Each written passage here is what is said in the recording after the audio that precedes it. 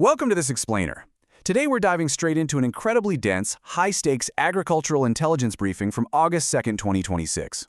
We're going to unpack exactly how massive macro forces, shifting monsoons, crazy temperature swings, and global trade deals are literally crashing right into the micro-realities of crop yields and farmer wallets. So, if you want to understand what's actually happening out in the fields and the markets right now, well, you're in exactly the right place.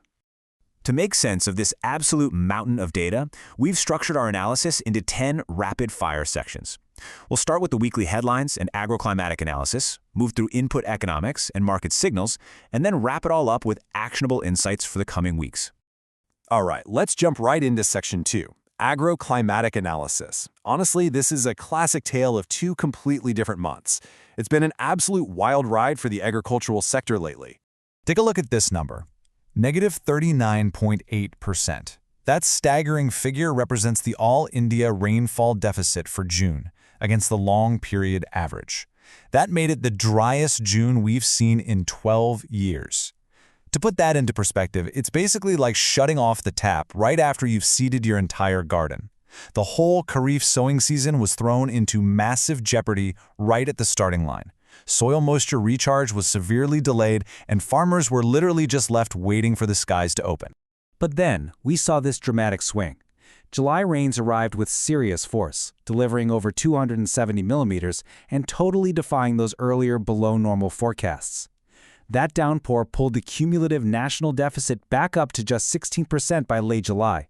The catch, though? The distribution is still highly uneven. Central India and specific rain-fed zones are still incredibly stressed.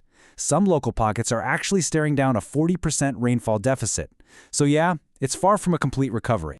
Moving on to Section 3, crop intelligence. We really need to ask, how did this massive weather whiplash actually impact what's currently growing in the ground?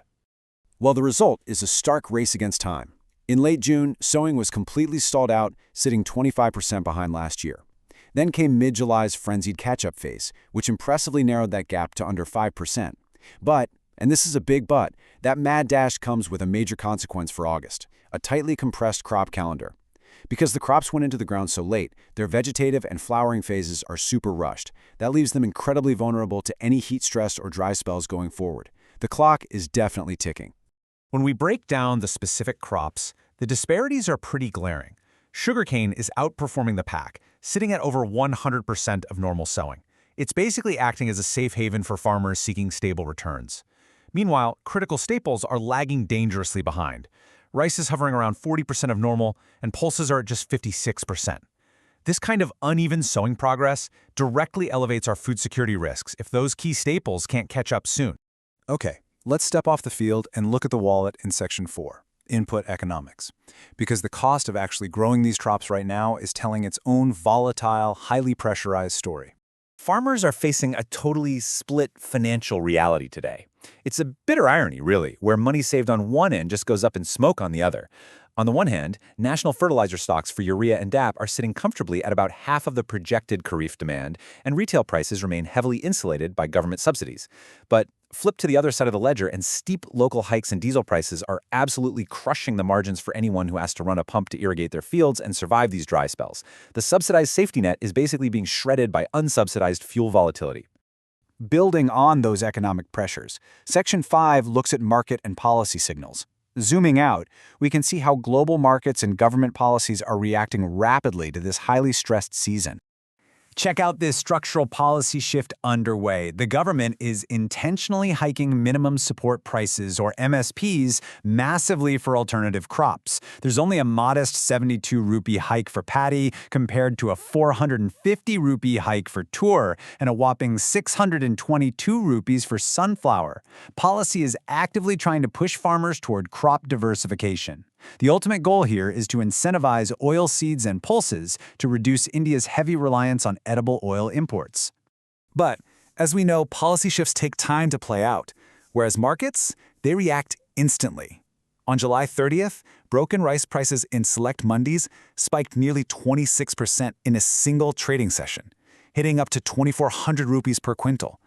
This is a massive flashing warning sign of localized supply tightness, and it shows the immediate market anxiety over those delayed rice sowing numbers we talked about a minute ago. Add to this the complex international trade moves, like the newly enacted India-UK CETA, which offers duty-free access for processed foods while protecting domestic staples. And then there's a proposed US-India interim trade deal looking to reduce tariffs on items like soybean oil. These global forces are causing some real friction on the ground. Just look at July 21st, when thousands of farmers marched on Delhi. They were driven by pure anxiety over potential import competition from that US deal, which is of course compounded by those rising diesel costs we just covered. So, Section 8, Farmer-Level Implications. What does a farmer actually do right now with all these huge macro forces crashing down into their everyday micro-reality?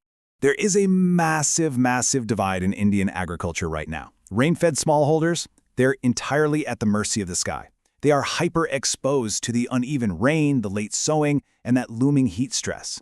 On the flip side, you have the larger farmers with established irrigation infrastructure. Sure, they're technically buffered from the rainfall deficits, but they are paying a steep price. They're basically slowly bleeding out from the exorbitant energy and diesel costs required to keep their water pumps running day and night. It's a classic decision squeeze for both sides.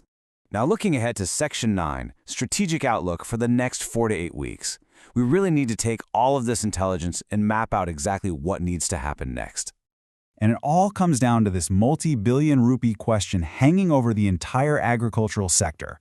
What happens if August is dry? Because of that compressed crop calendar from the late start in June, there is absolutely zero margin for error left in the vegetative and flowering phases. We are essentially looking at a knife-edge divergence between two scenarios here. In a benign scenario, normal August rains arrive, those late sowings can still stabilize, and the new MSPs will act as a really solid income floor. But in an adverse scenario, say if extended dry spells or heat waves hit right now, we are going to see massive yield losses. This will be especially true in central India's pulses and oilseeds. That would immediately trigger volatile price spikes in local mandis, much like the one we just saw with broken rice. Which brings us right to Section 10, Actionable Insights. Given those scenarios, the path forward is pretty clear. Farmers must lean into moisture-resilient crops like millets and tur and focus on highly precise, balanced fertilizer use to protect their soil health. Agronomists? They need to be pushing stress-tolerant varieties and mulching practices right now, immediately. And for the startups and policymakers out there, the mandate is laser-focused. Deploy emergency decision support tools and contingency planning straight into those specific district blocks that are still suffering from greater than 40% rainfall deficits. Finally, I'll leave you with this thought to ponder. As climate anomalies, surging input costs, and shifting global policies all collide at once, will our long-term soil health and trade resilience actually survive the immediate desperation of a compressed, climate-stressed season? Understanding these hidden agricultural risks, it isn't just about farming. It is literally about the very future of our food security and how we adapt to a rapidly changing world. Thank you so much for joining me to explore this vital data, and as always, keep questioning what's behind the numbers.